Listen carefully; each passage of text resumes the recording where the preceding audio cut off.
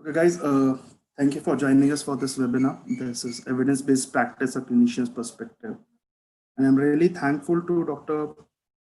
Sheik Abdul Khadir, sir, that he has taken his precious time to, help us and guide us with this journey of, evidence-based practice. Because, everybody says that evidence you need to practice, you need to have evidences, you need to practice more on evidence-based, but nobody know how to do that basically, right? It's very easy to say ki, okay, you do evidence-based practice, okay, you don't do evidence-based practice, but how to do, what to do will be some questions that will be answered by sir.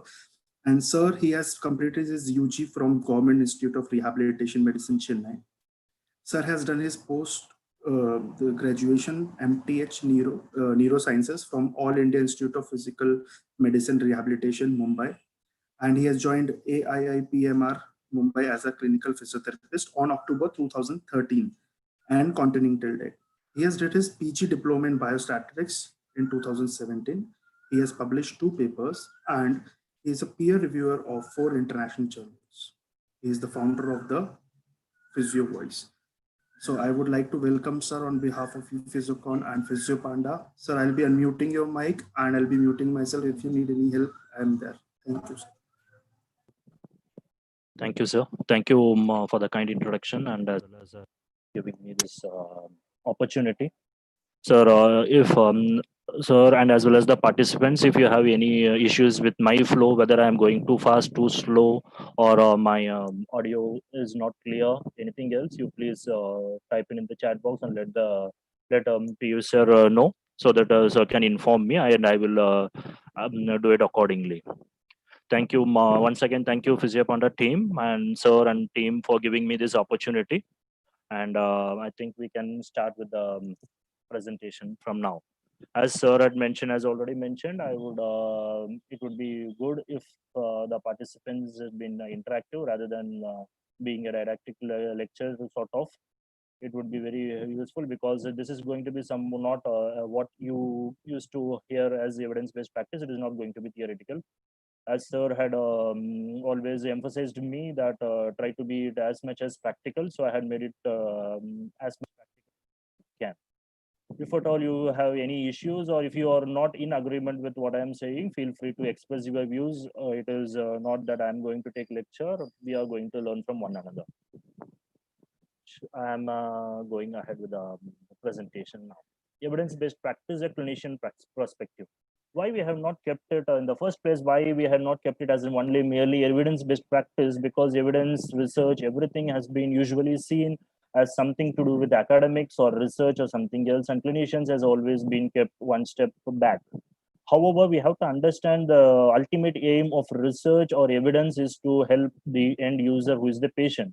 And very unfortunately, clinicians are the one who has been being little bit away from researchers per se. So we would like to emphasize this on evidence-based practice, a clinician's perspective. How I'm going to go about with this, as it has been mentioned, like we will go with EBM and its challenges. EBM is nothing but our evidence-based medicine and its challenges. Why we have to do research, and while we are coming across any research evidences, what is there is something called a science-based medicine or scientific plausibility. There are some certain things which we have to come across. Research questions and study design. The knowledge of this is very important for us to understand evidence. And if what if to do if we have a conceptual dilemma, or when you have doubts on treatment efficacy, and also finally how to be updated as a clinician. As we have, people would have been knowing, or you would have been saying in your curriculum and as well as in many presentations, this is the definition we have been coming across so many times. So I'm not going to explain these stuffs more. Just I want to emphasize that evidence-based medicine is the integration of best available evidence, clinical expertise, and patient preference and values.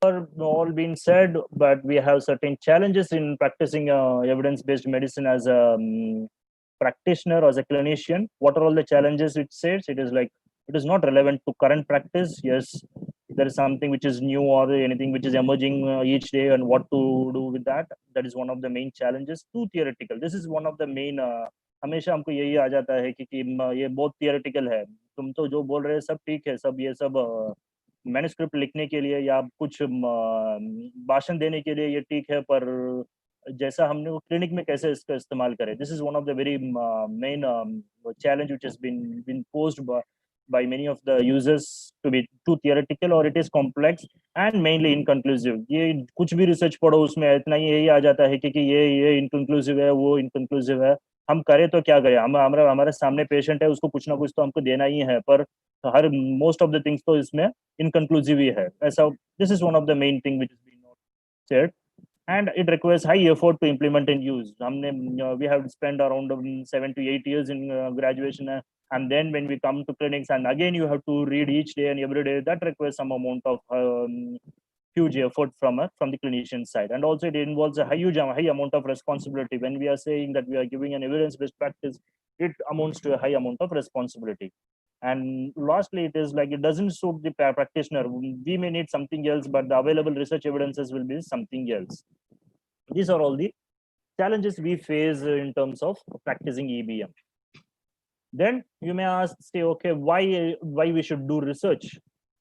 As we physiotherapists, or for that matter, any healthcare professionals, believe that the work we do makes a difference in the lives of the people we serve. Everyone wants that. We want to make our patient better. That is what we do. So we want that our belief to be tested by terms of research. Research is the means by which we test that belief. Sometimes we may think the answer is very obvious, even sometimes even seems to be very common sense even, but until we have subjected our problem to rigorous scientific scrutiny, our knowledge remains a little more than the guesswork. What I'm trying to say with this, for example, अगर मुझे एक example देना है तो earlier days we have been thinking like, for those patients who have spasticity, the strength training is contraindicated, or it has been debated, thinking that spasticity giving a strength training to a spastic muscle will increase the spasticity. If we see somewhat superficially, or seems to be like very in terms of common sense or logic, like it seems to be right. Already the muscle is very spastic. It is already been tight. Why we have to strengthen it? It is going to increase the spasticity. But as the research evidences appear, it has been proved that the spastic muscle is also a weaker muscle or a paratic muscle, and it has to be strengthened. Contrary, strengthening spastic muscles has been proved to improve the functions sometimes, and as well as it also reduces the spasticity as measured. So if we have been just relying on our common sense or our logic of what we have been assuming, we may not be able to upgrade ourselves. And currently, because of this evidences, strength training is one of the mainstay of treatment in individuals, or whether it is adults or kids with spasticity. So we have to understand this, why research plays a role. However, again, this is thing like we more think like research is not just a very straightforward thing. We always feel it is mass confusion ahead, as it has been mentioned here. The more I think, the more confused I become, or more I read about research, the more confused I become. So how to do this? Actually, research is choosing the right choice, or how to opt the best available treatment. That is what research is meant for. How to start? Okay, again, till now I have been going somewhat theoretical, and so to start with, how to start. As a clinician, we may come across two probable scenarios. One is where I'm not in need of any research evidences as such, I'm fine with, but I'm see in social media or my friends or colleagues or in attending some conferences, we come across certain research evidences. So that can be only thing which instigate us to go for to read about it. That is one thing. Or else when we want something else to be go for research evidences. While we are searching for certain research evidences, how to go about with it? I think I'm going a little bit fast. I will try to be slow. I will slow down myself. So what I was saying is, again, it is like how to start. We may have faced with two probable scenarios. When we come across certain research evidences, how to deal with that, or what to take from it. And while we are searching for our question, how to deal with the research evidences. Before starting with that, research evidences as such, I would like to emphasize on one term, which is scientific or biological plausibility. What does this mean? A proposed mechanism, scientific or biological plausibility means a proposed mechanism or intervention should be feasible with respect to the laws of science and the established facts of human anatomy and physiology. Or else, scientifical plausible means that the mechanism should not violate the laws and theories in science that rest on far sturdier and longer established foundations than imperfect, bias prone clinical trials. Again, you may be saying, you may be thinking that I am reading some sentences from the slide. What I am trying to say with this is, biological, if someone comes and say to me that I can mobilize the cranium with my hands gently, and I can alter the CSF dynamics, cerebrospinal fluid dynamics. Or if someone comes and say, I can manipulate your abdominal viscera, what the first thing most probably clinicians used to ask is like, how to do it? What is the technique? यही हम हमेशा पूछते हैं कि वो कैसे करते हैं. और अगर थोड़ा बहुत रहते हैं तो हम ये पूछते हैं कि इसका एविडेंस क्या है. अब बोल रहे हो पर इसका एविडेंस कुछ है क्या. पर ये सब पूछने के पहले, और before all these things, we have to ask one thing to ourselves and as well as for to those who propose this, whether it is scientifically plausible. We know, we have studied from our anatomy and these things from the cranium, and the sutures, cranial sutures are so stiff that it can't be just like that manipulated with our gentle hands. Or simple examples of, what if I have banged my head on the wall? अगर मैंने अगर if someone can mobilize with their hands, what if I just bang my head by mistake? Then it should also mobilize the cranium. Then these kind of scientific or biological plausibility should comes first. I would like to emphasize here in this point of time, I would be giving some examples which I came to my own conclusions, or which I felt it to be so you may not, you may be in agreement with whatever examples I am giving, or you may not be having you may not agree with what I am saying. But don't go with the examples per se, but try to understand the concepts behind it, what I am saying. So whenever you come across certain many mechanism or anything else, first question what we have to ask ourselves is whether it is really plausible or not, even before asking for the evidences.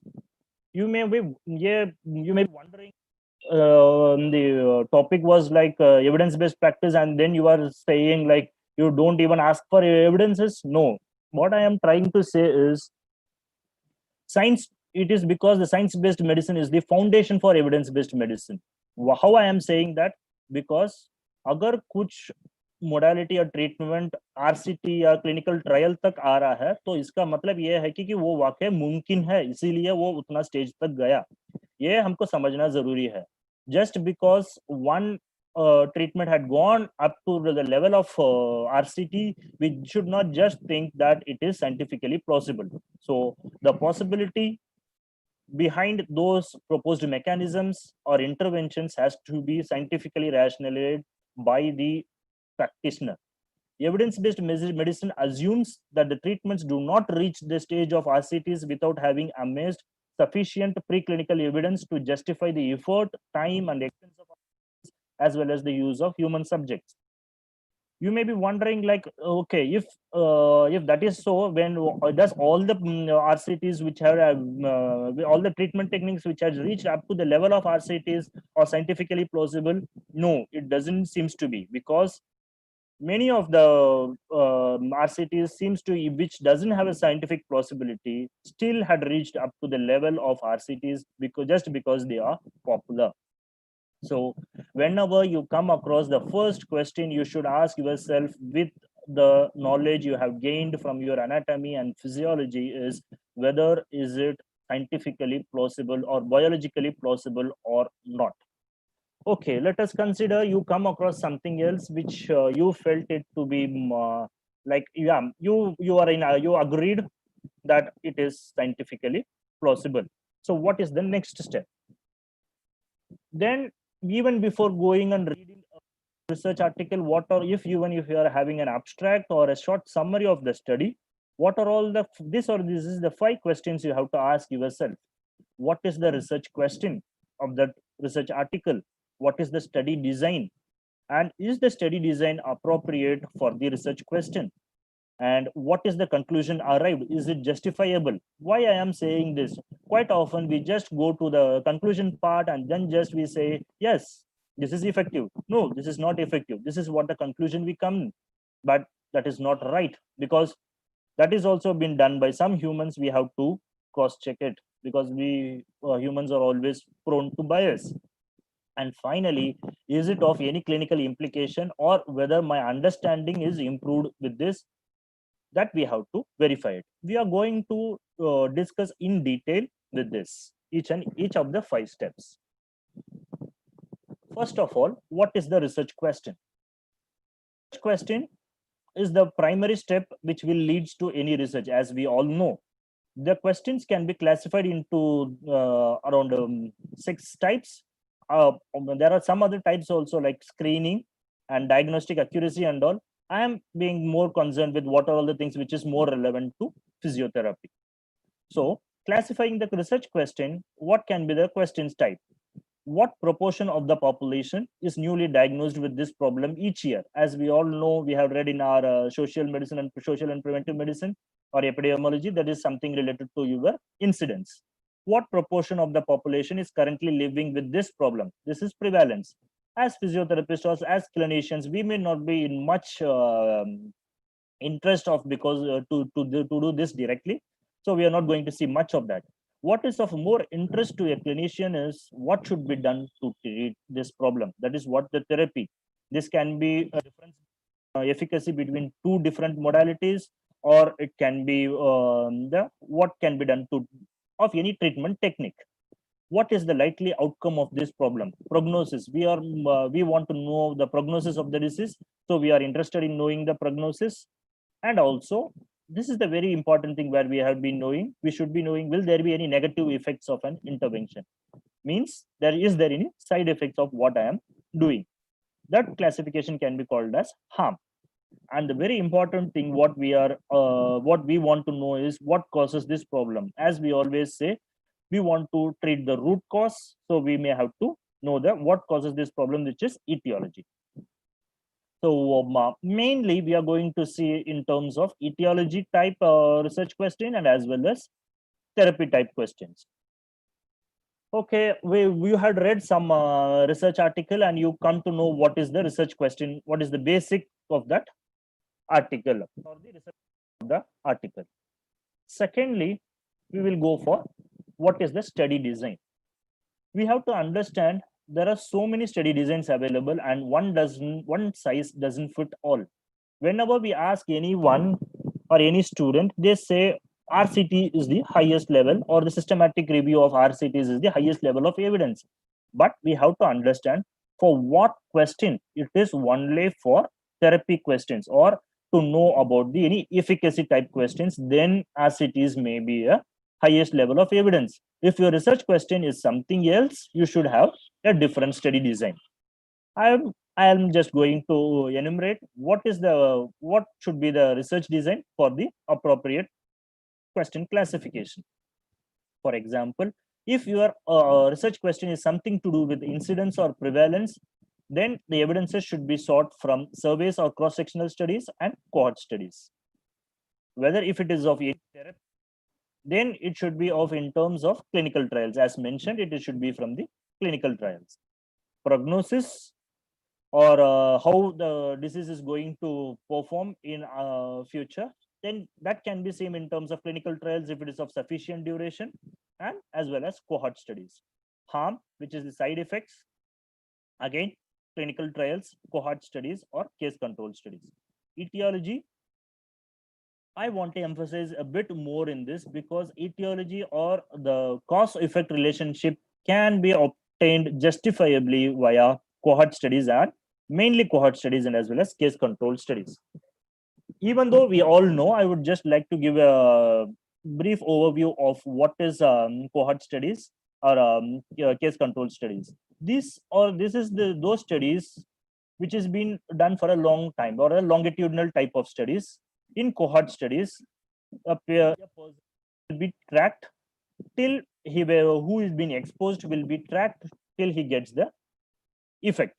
For example, a common example of smoking and cancer, if a person is smoking, he will be tracked till when whether he is getting the cancer or not.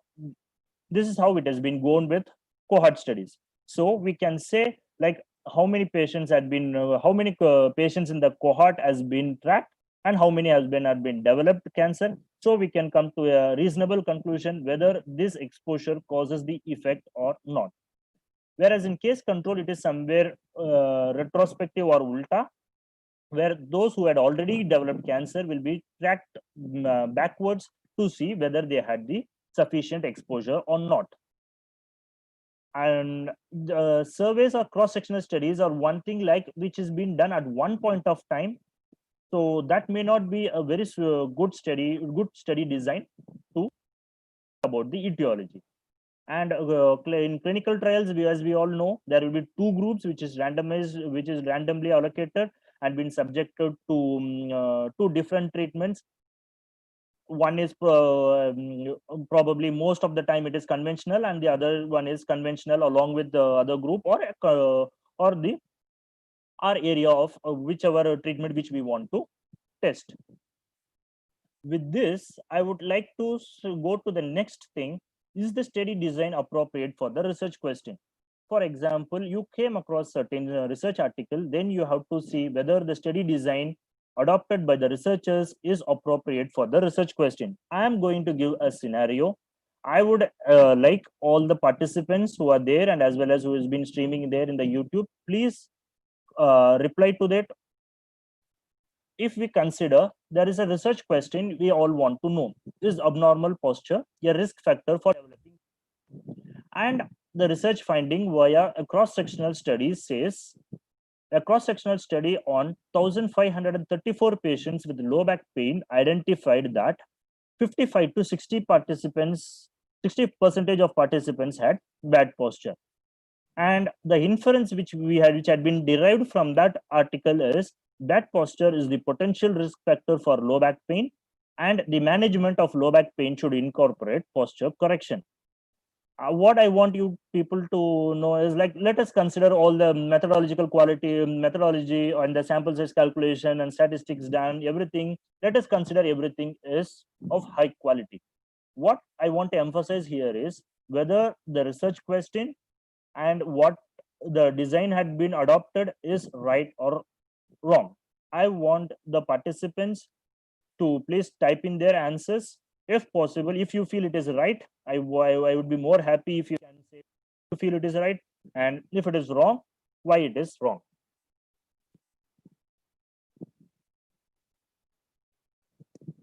Yes, sir.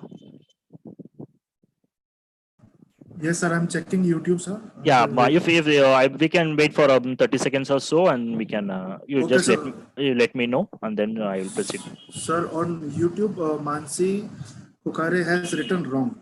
Okay. So I'll reply her as a reason. Okay.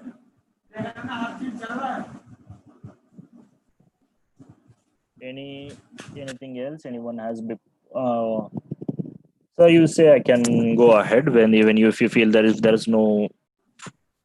Sir, you can check this chat box. Okay, I think that will come as an. No issues, no issues. You can check the chat box because there is okay. a long explanation. Okay. I think from Juhi Israni, it is said that wrong because they have tried to establish a cause-effect relationship, which is not true. Not necessarily that correcting bad posture will relieve back pain. And from Srinivasan Ramanathan sir, it is said it has been wrong. Yeah.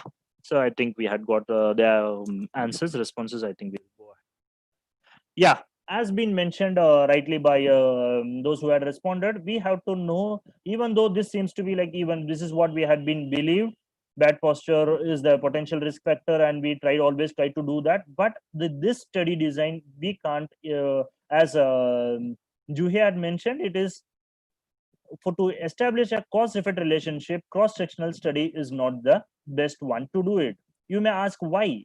Because there are 1,500 participants and almost 60% had bad posture. Then potentially it should have some effect. It just can't be just like a common finding.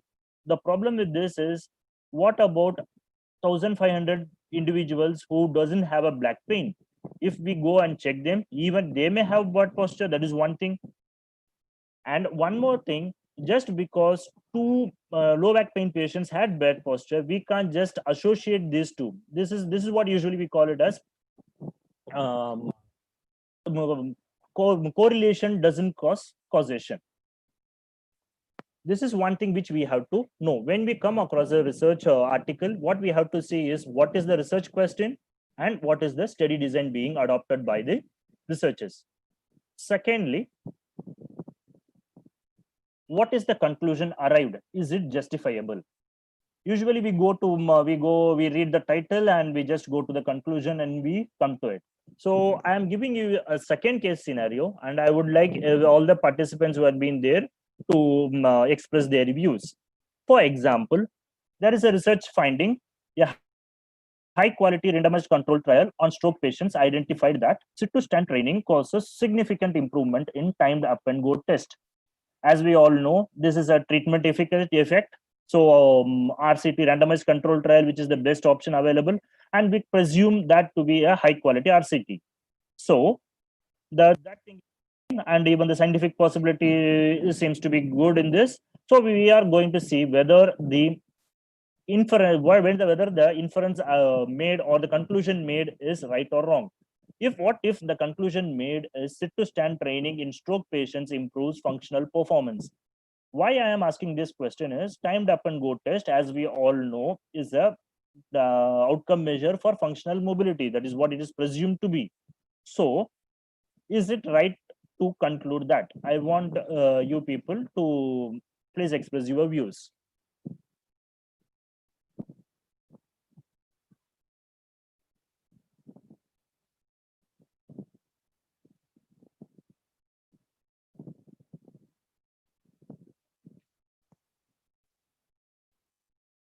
I will wait for 30 seconds or so. So nothing on YouTube right now. Okay. Because YouTube gonna take 20-second lag is there. Lag, yeah, I know. Okay. Yeah, so we'll wait for 20 more seconds and Yeah, sir. You give me a thumbs up, but then I will go ahead. Sure. Yeah.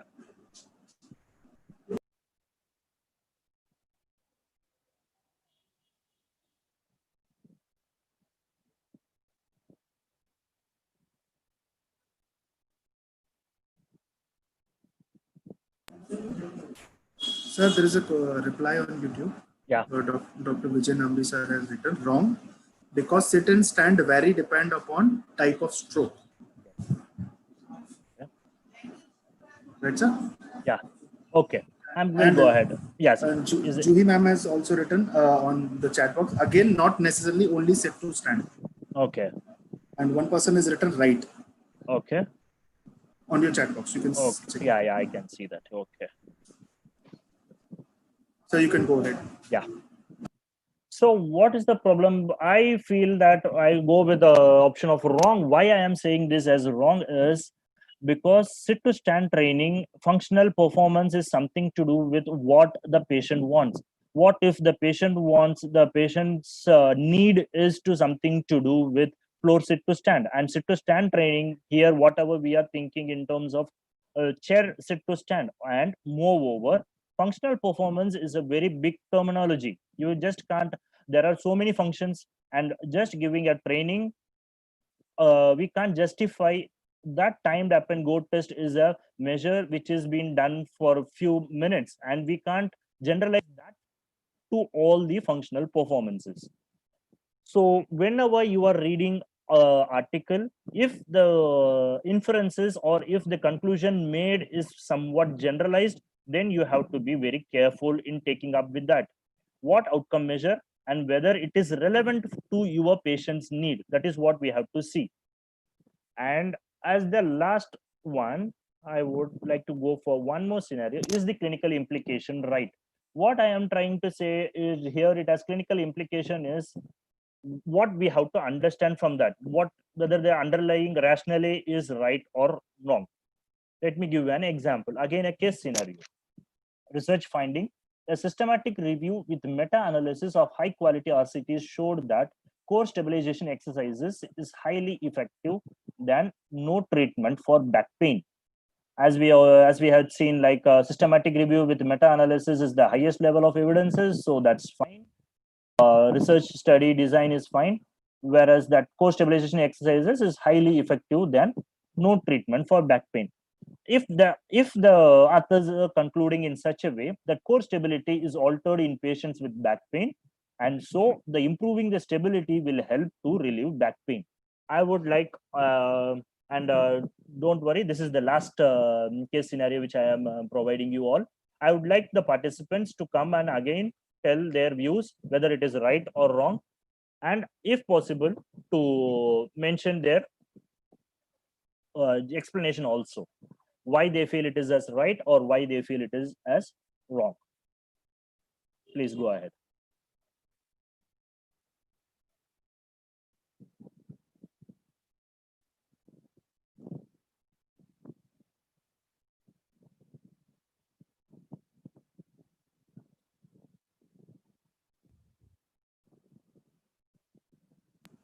Sir, chat box, please. Yeah, I had seen the chat box. So I think again, Arul Modi, Ramanathan sir, Srinivasan sir, everyone had said it is wrong. And so from you, give me a thumbs up for the YouTube, then I will go ahead. If there is anything Just else. give me 10 seconds. Yeah, Nobody yeah, has yeah. replied. And in chat box, giving core stability won't always work. No, what we are asking in this term, this is not going with that.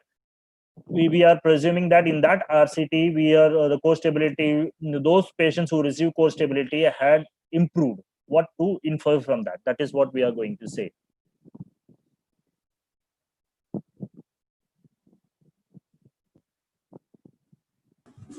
Only one person, Tanu Dinger, has written wrong on YouTube. No, Okay, no sir. statement. Okay, because I would emphasize this. This is also, again, as you all mentioned, it is wrong. Why? Because something some treatment is effective doesn't mean the underlying rationale is proved or it is there. What I am saying, for example, this again I am emphasizing, this is for an example which don't take it in a very literal sense or go for it. For example, if a study says giving Mulligan technique to a particular group of patients had improved their outcome, does this validate the underlying theory of positional fault? No, because what we are checking is whether that treatment had some effect or not. Why we got that effect, we really don't know. And with RCTs, we may not be able to establish that is the treatment had worked, so the underlying principle has to be true. Especially, I would like to emphasize here again, in cases of certain vague conditions like back pain, periarthritis, shoulder, lateral epicondylitis. These are all the conditions where giving any sort of treatment seems to have an effect. At this point of time, research clearly says no particular set of exercises is superior to another in for non-specific low back pain. So for this, as some of you had mentioned, it is just because the core stabilization exercises would have been effective just because it is a form of treatment which has been given, and it is compared to no treatment. So whatever we have to infer from this is, if there is an option between core stabilization exercises and no treatment, a patient receiving core stabilization exercises for non-specific low back pain will improve. This is what we have to infer, and not we just to say about core stability exercises. Why I am emphasizing this much on this point is, whenever we are discussing something, the people usually used to cite the articles which are shown effective as their backup or their evidence to know that the underlying rationale is proved. No, that is not so. This is what we have to understand. Okay, sir, is there is any questions or anything else which has to be tackled, or shall I go ahead? So please go ahead, sir. Yeah. This whatever I had what I had said till now is something which is related to when you come across certain research evidences, then how to go about with this. As I had mentioned, we have to see for the scientific plausibility, and then we will go for those 5 categories. What about the study design, research question, whether the implication, whether the conclusion is right, whether the clinical implication is right. This is something what, when you have some doubt, or when you see some people discussing and you got you had some queries in your mind, then how to go about with this? There can be 2 types of queries you may get. One is conceptual dilemma, or another one is, what I am saying it as conceptual dilemma. There is something, if the entire concept is itself when it been criticized. For example, recently you may be coming across certain many articles or many blogs or pioneers in the field saying that a scapulohumeral rhythm is in itself a flawed concept. So in those times, in those situations where you will be having a dilemma in your concepts, sometimes there will be, there is something problem is there. You have been clear with the concepts, but you don't know which treatment or what type of treatment is effective. This can be the 2 probable scenarios. I'm going to deal one by one.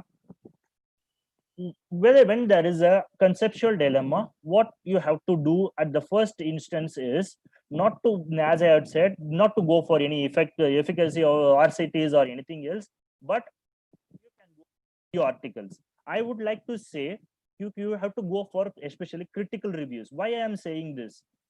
I may sound a bit negative from the beginning, but what I want to you to, why I am emphasizing this is, why we have to see for critical reviews is a very common example. I would like to say, if at all you want to buy a phone from a Flipkart, what you are going to do, you will go and see the star rating, and the moment there will be good reviews and as well as bad reviews, which reviews we are going to give more emphasis? Obviously we will be giving more emphasis to the bad reviews, or those who had ranked it low. Why? Because we want to know what are all the problems does it cause. Same applies for the conceptual dilemma also. Whenever you have a conceptual dilemma, always go for a critical reviews. To whatever concept you take, there will be all the you will have the reviews, critical reviews, which is there for pro as well as cons. There will be a certain set of authors who will be proponent of it. There will be certain set of authors who will be opponent of it. As a clinician, what you have to do is you have to go through it and come to your own conclusion, and then you can think, if mostly our concepts are based on cause effect relationship, so you have to go for review of cohort or case control studies, which is very less in our profession per se, and we assume whatever been taught to us is the right concept, or whatever been taught, it need not to be. Any concept can be questioned in science. That is the beauty of the science. This is not, we are not cult or we are not religion which cannot be questioned. Anything can be questioned in science. That's the beauty of the science, and that's how we can evolve. So what you have to do is you have to go for cohort or case control studies to establish cause effect relationship. Then what you can do is blogs or websites of pioneers in the field. Why I am saying, you may say like these are all the kind of anecdotal evidences or level 4 evidences, but what I want to say is the pioneers in the field are expressing their critical reviews. You have to read it and you have to come to your own conclusion. You need not to buy whatever they say.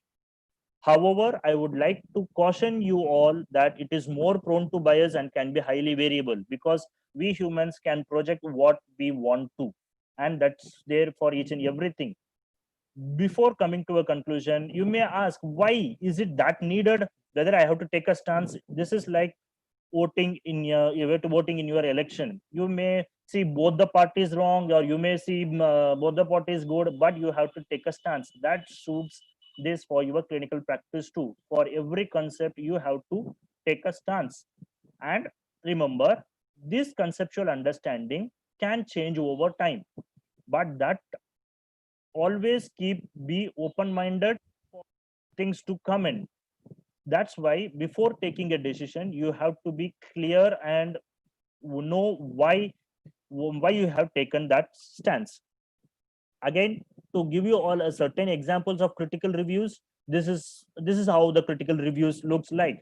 A critical evaluation of the trigger point phenomenon, a myth of core stability, a subacromial, impingemal acromial syndrome, a musculoskeletal condition, or a clinical illusion.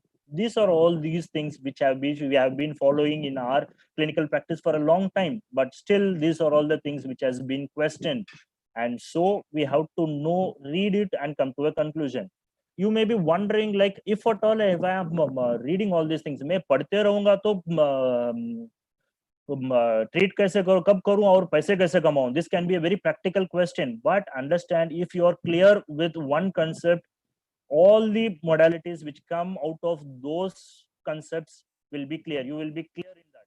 For example, if I came to the conclusion that core stability seems to be a very valid concept, I'm not going to bother about whether doing Pilates will increase or whether doing other exercises will increase it or not. So coming to a conclusion is very essential, and it will improve your clarity. Secondly, you may have, and this is most of the time we need it.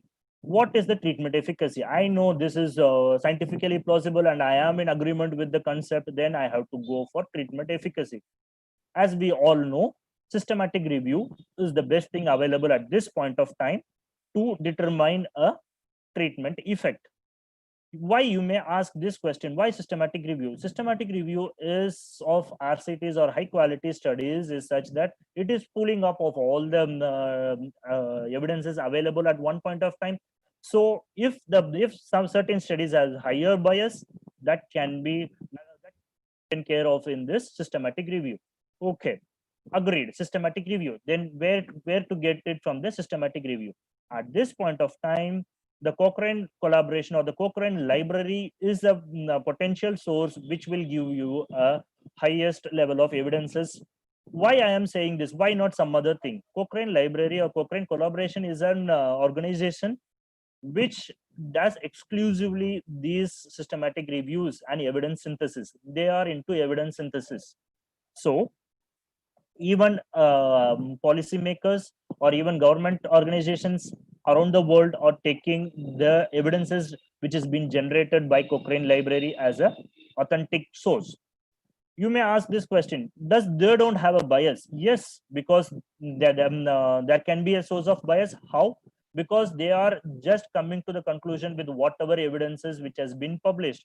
However, there are sufficient steps which has been to make sure that the biases are being tackled or the biases has been shown publicly. So the evidences which has been generated, which has been available from the Cochrane Library, can be a good source for you to think of a treatment efficacy. Above that, this Cochrane collaboration or the Cochrane Library will give you an implications for practice and also a consumer summary. Consumer summary is such that, or a plain language summary, is in very non-medical terms, which is in a very plain language that can be shown to your patients and making them convinced. And even nowadays, our patients are smarter than us and they are going and Googling everything. So we physiotherapists, we clinicians felt pissed off when our patients comes Googling something and to us.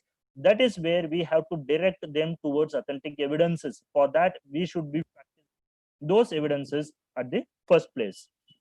I will this may be thinking like what I am saying, so I would like to give you an example of with the how Cochrane library works. If you are going and typing it in your browser as cochranelibrary.com, this is the page you will get it. And then if you're typing, for example, I want to know whether stretching really works to prevent contracture, so I have typed it as stretching for contracture.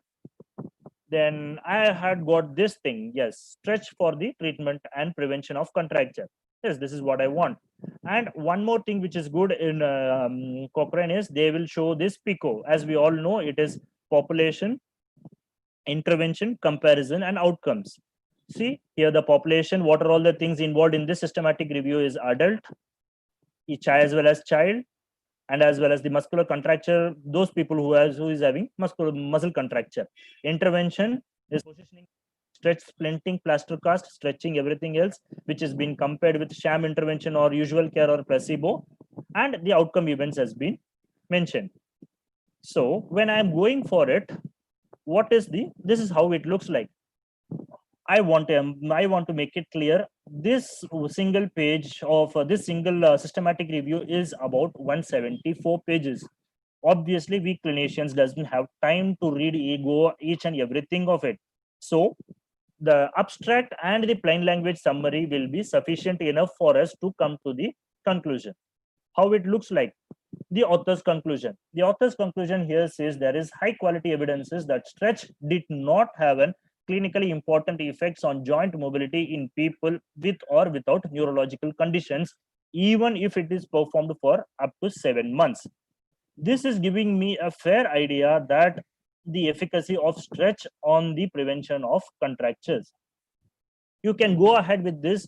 There can be some even the authors will conclude that whether the future studies or future researchers have and has the potential to change this decision or not. If the authors cite it as there is potential to change, then we may be keep on reviewing it, or we can have a check of how things go about with this. This is what I had mentioned it as plain language summary.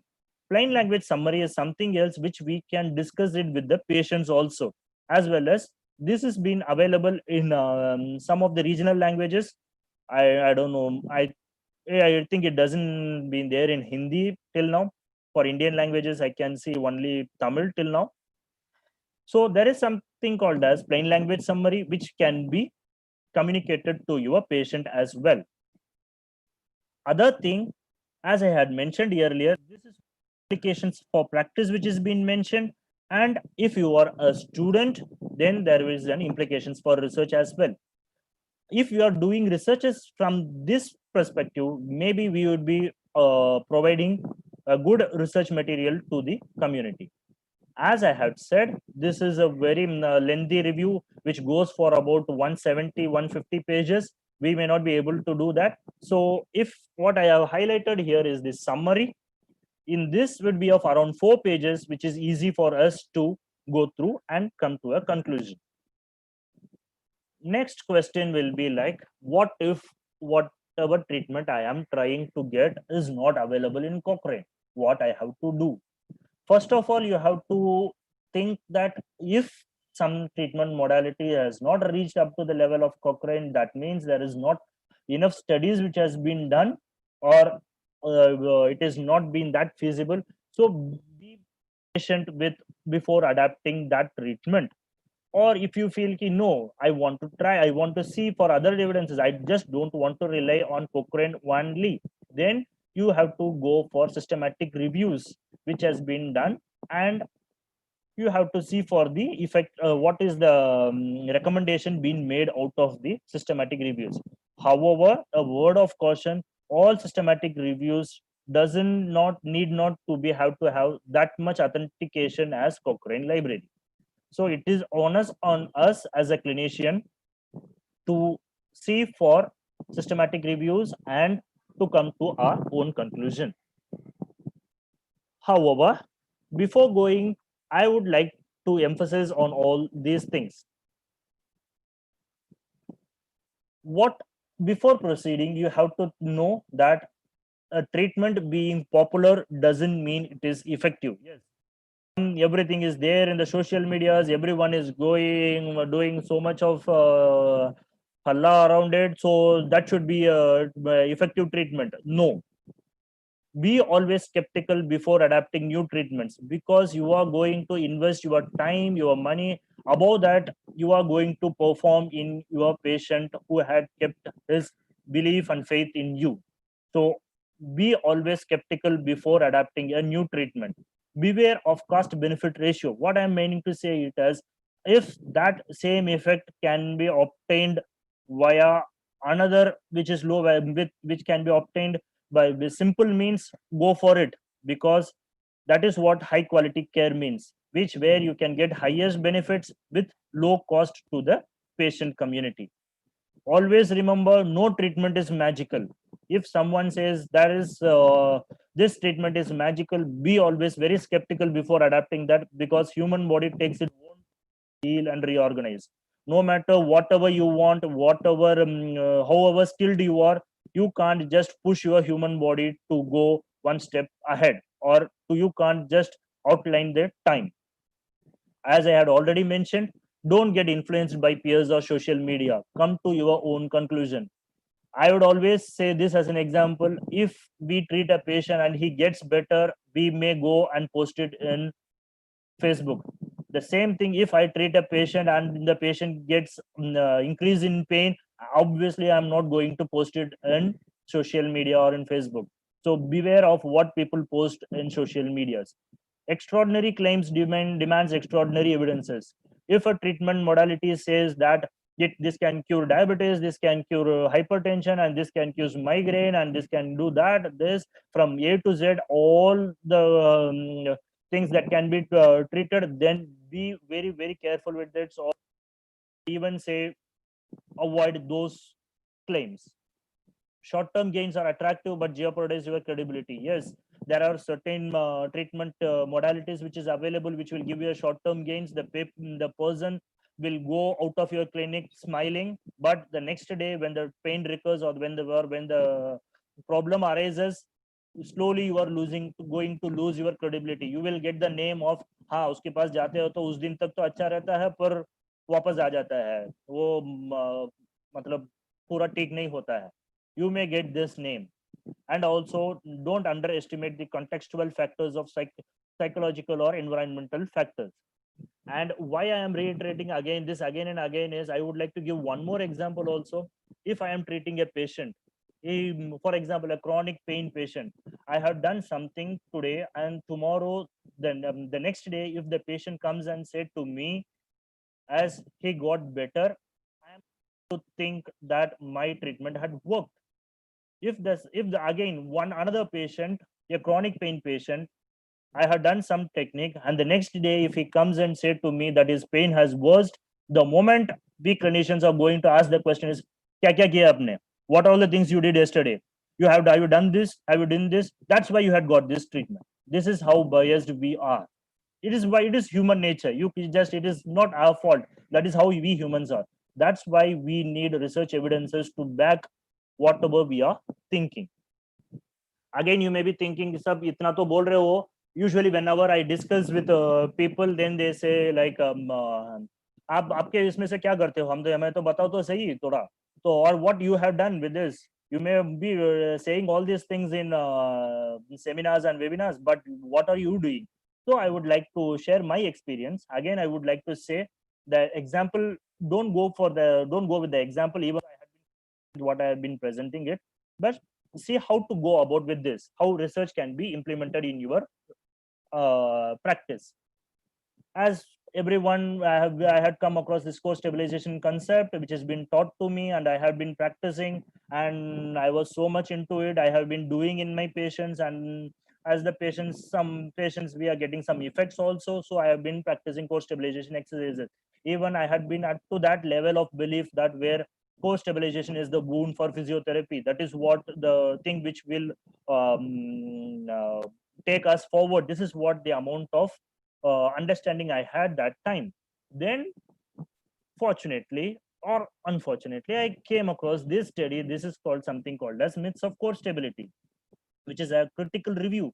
In this, the author had claimed as questioned each and every basic of core stability, and I, as a clinician, I am not able to respond to those questions. Then I felt this is something wrong we are doing.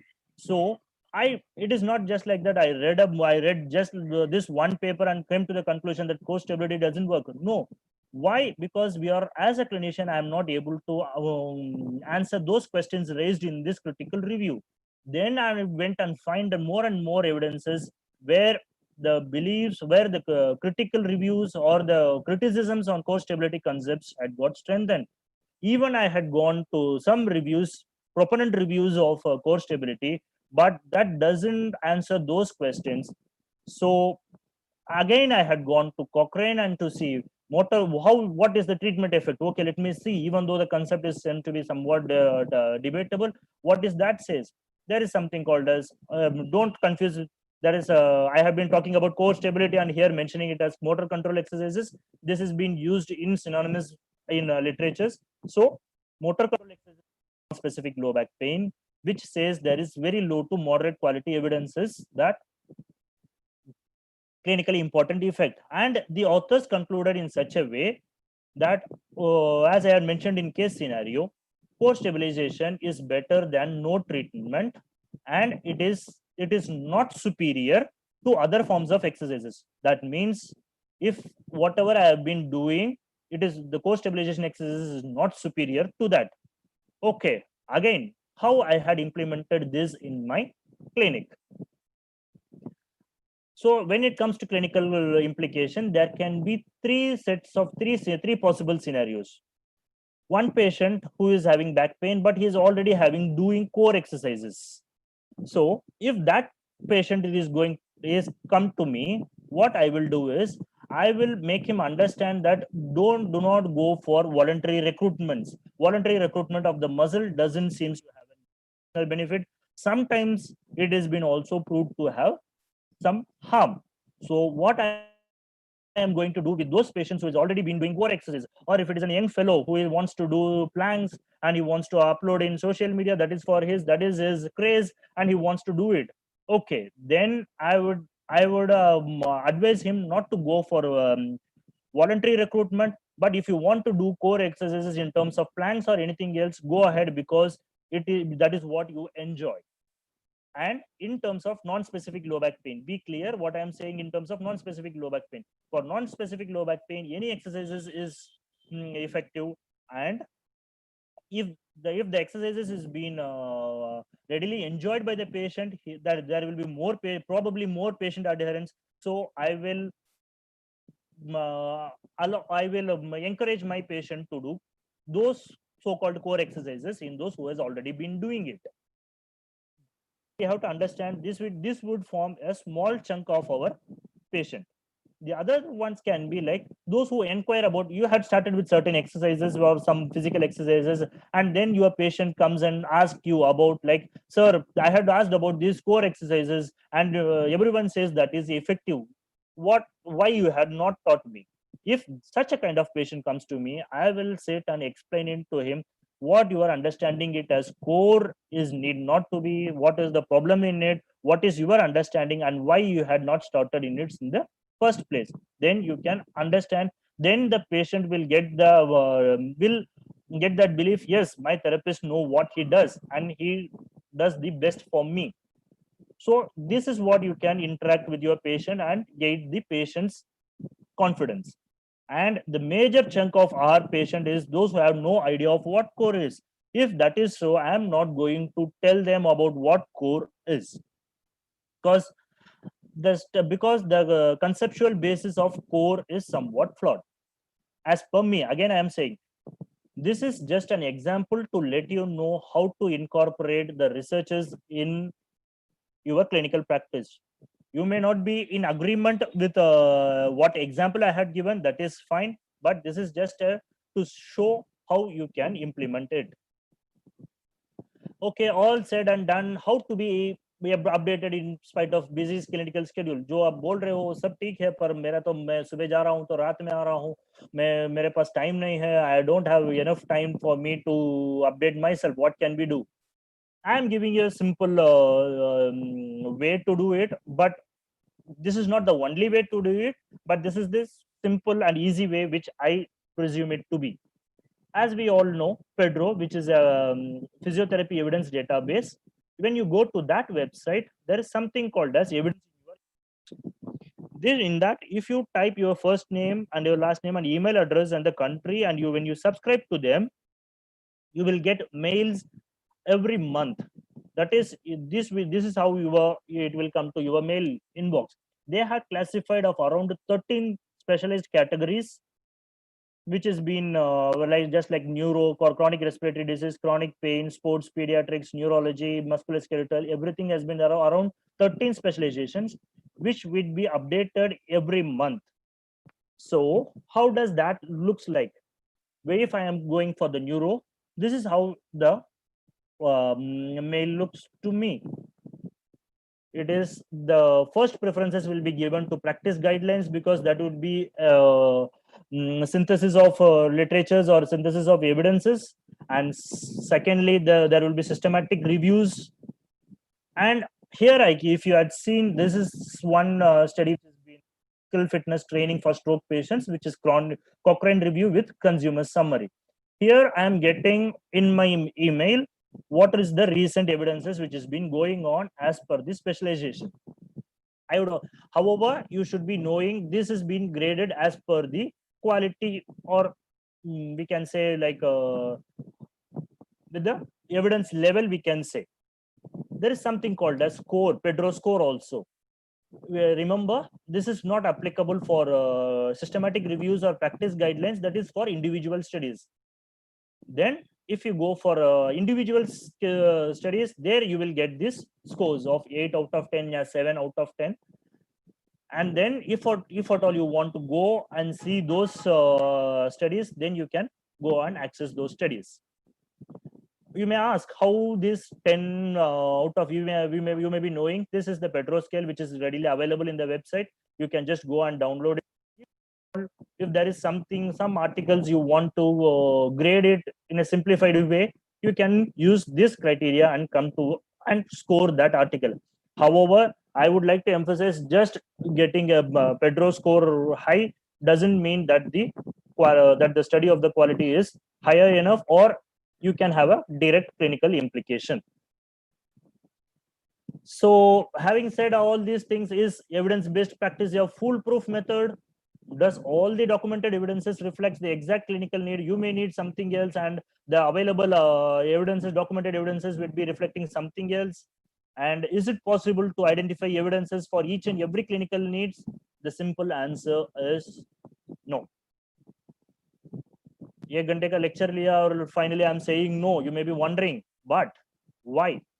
Is EBP the best available option at this point of time to provide high quality care? And being critical and certainty gives clarity in your clinical practice.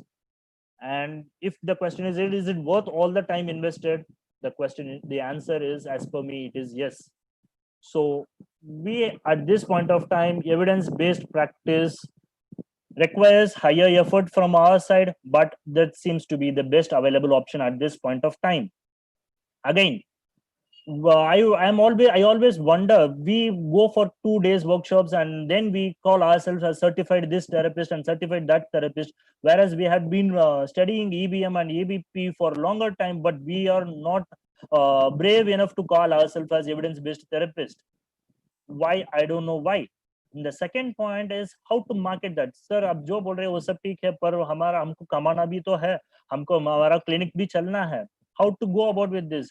Propagate yourself as and market yourself as a evidence-based practice. Whenever you are talking to the patient, talk in terms of recent research. Recent researchers had shown this. Then the patient, you will get the name as हाँ ये therapist के पास जाएंगे तो उनको पता है, अभी recent का रिसर्च तक सब उनके नॉलेज रहती है. वो जो भी बोलते हैं वे नहीं बोल रहे हैं, ऐसे ही नहीं बोल रहे हैं करके, you will get that name, but it requires time. Whenever you come across certain infographics which shows the evidences, for example, physical fitness का जरूरत है, yes, physical, if you are physically fit, the chances of getting a stroke is less. Display, project that in your clinics rather than projecting your certificates and stuffs like that. Project those things, then you will be marketing yourself as an evidence-based therapist. This is what I would like to say. And I want to end this presentation with Richard Feynman's quote: it doesn't matter how beautiful your theory is, it doesn't matter how smart you are or how marketive you are, if it doesn't agree with the experiment. Thank you. If anyone has any queries, any criticisms, any suggestions, please go ahead. I am all ears.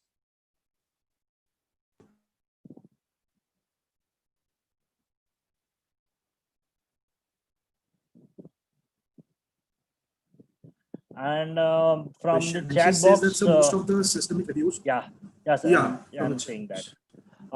From Rasika, it's like, sir, most of the systematic reviews or even other articles are not available for free access. Is there any way to access them? I don't know whether I can say this in such a platform. There are ways available. You can, if you are a student and if your institute is being affiliated to those databases, you can go for that, or you can approach your institutes to get your to get access to those databases. And if you are a clinician where you are not affiliated to any institutes per se, there are sites available which will get you those systematic, even those articles which has been paid. I am very frankly, it is pirated ones. I don't know whether I can promote that. No, So sir. it is available. I just, if you are smart enough, you can go and get those details.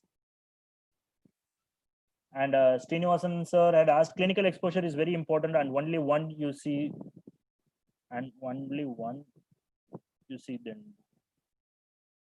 So Srinivasan sir, I'm not able to get you a point, sir. Can you please unmute and express your view, sir?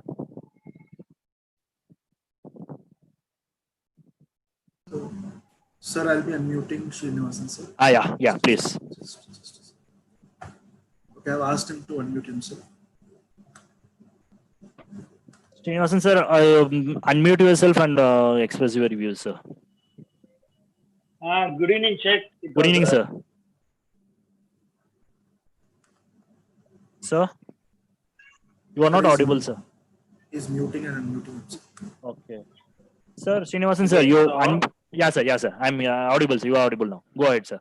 It is very enlightened presentation. Thank you, sir. Thank you. And nowadays, the students think they can read it from the books, but it is not possible unless you see a patient in clinical. Okay. Yeah, sir. Yeah, then only they were to do a practical applicant. What they think was they have systematic things.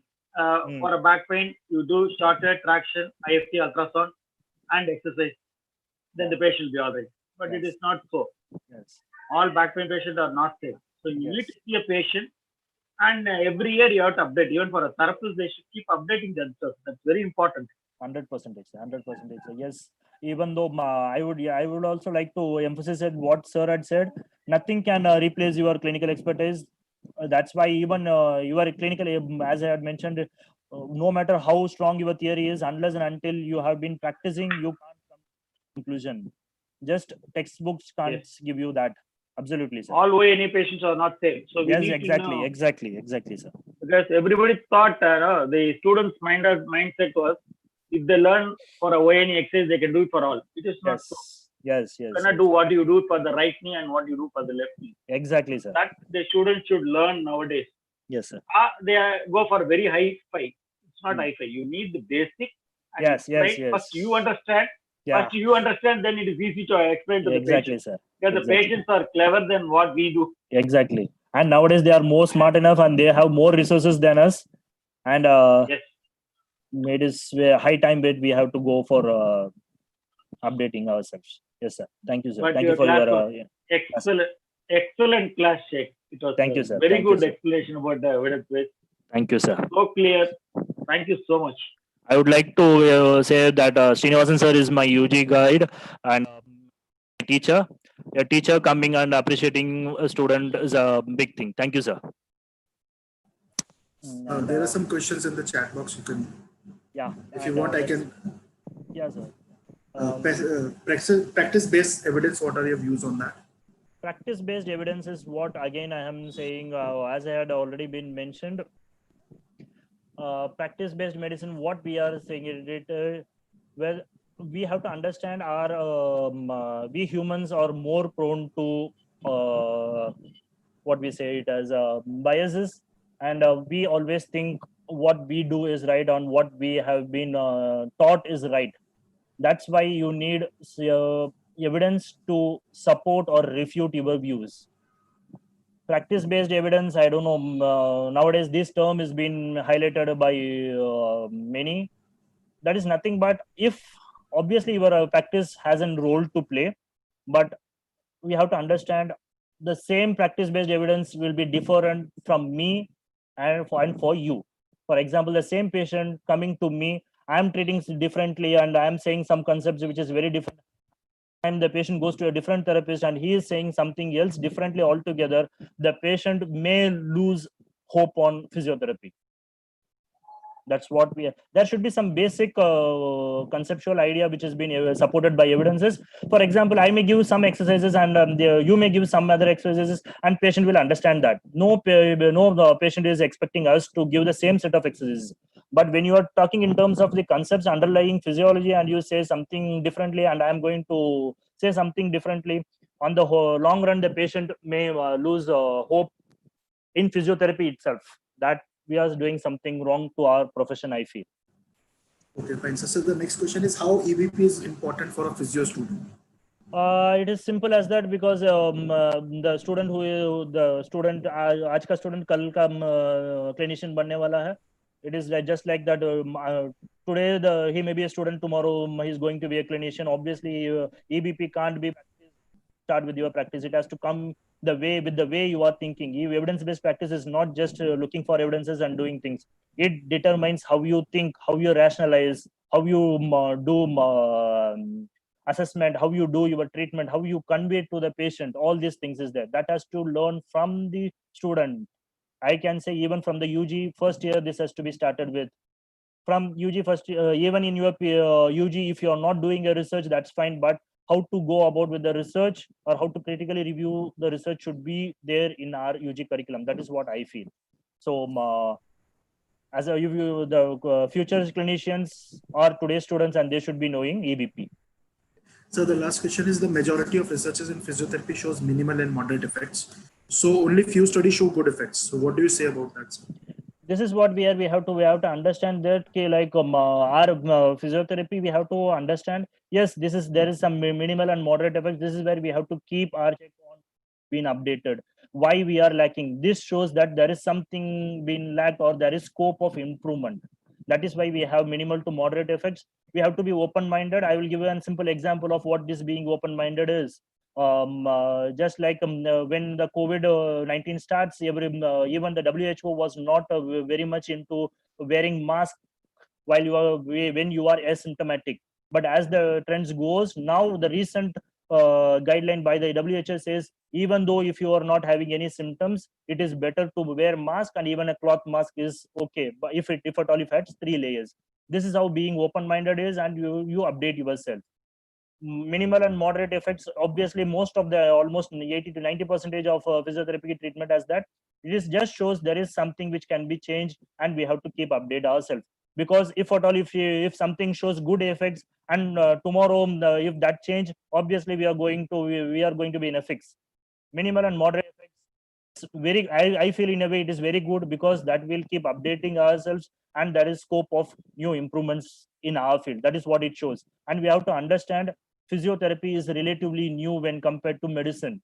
So all the creating of all evidences is going to take lots of time. Minimal and moderate effects, we have to be a little bit more vigilant. This is what we have to infer about it. Anything else from YouTube or anything else? No, I have there's a question, like priorly I got a question. Yes. That I'll ask in the same language. कि sir, Yes. मेरा clinic पिछले 15 साल से बहुत अच्छा चल रहा है. I'm getting a good clientele. I have everything with me, right? Okay. It's like it's a good clinic.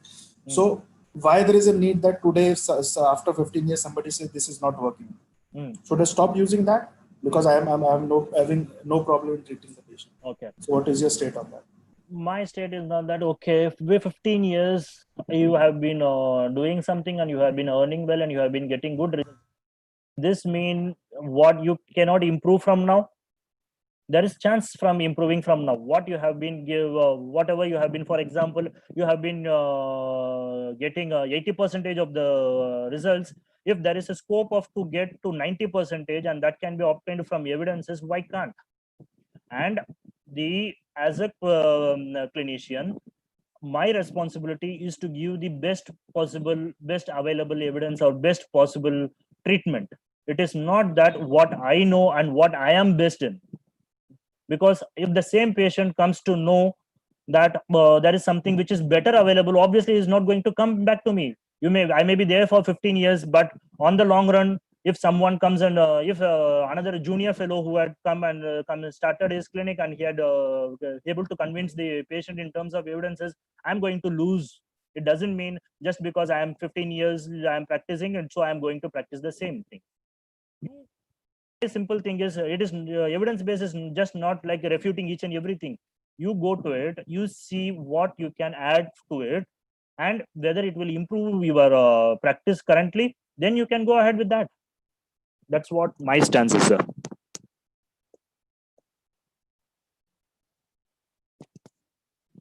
Hello, Pierce sir, are you there? I think sir is not there.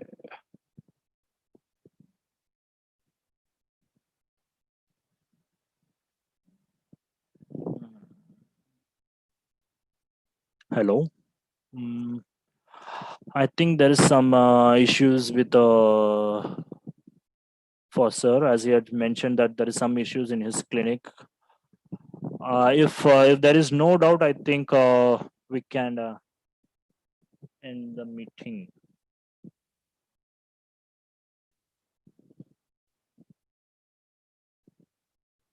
Okay, yeah, it's there.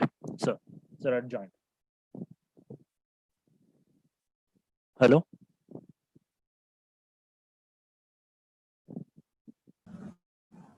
Hello. Yeah, sir. I think your connection got disconnected. Yes, yes, that's fine. That's fine. Sir. Yeah. Okay, fine, sir. That was my last question. Yes, we don't have any other YouTube, and we have stopped actually the stream on YouTube because there was some issue okay, on the last fine. question. Fine. Okay. Yeah, Anything else on the chat box? I don't think so, sir. Everything is perfect. Yeah, sir.